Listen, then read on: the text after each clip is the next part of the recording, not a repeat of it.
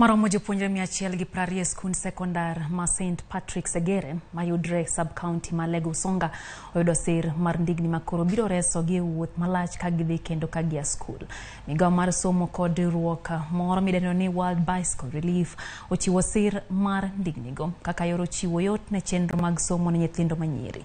Director mar somo e kaunti ma Siaya Kabaki Mbugwa olero ni chenrono biro jolo pek mag wuodhe ne jopuonjre mawuok maboyo kod jiwo sombgi. Sir mar ndigni omuonyo omenda maromo shillings milion 2.9.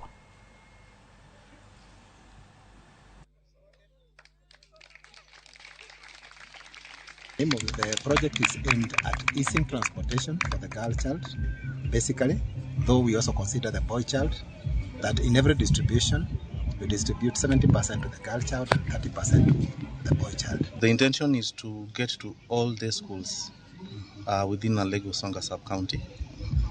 And today we are doing the 17th school. We have about another 5 schools to close of the year. That will make it about 25 or so. So we are hoping to cover the whole sub-county.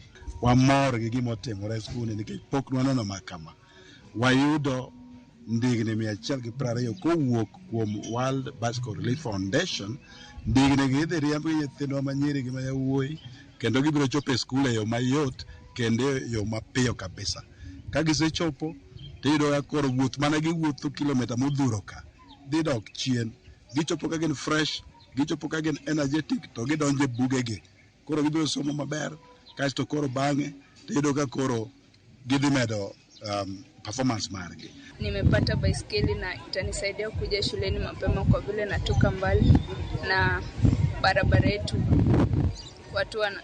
watu wengi wana tabia mbaya sana na it will just ease my transport to school.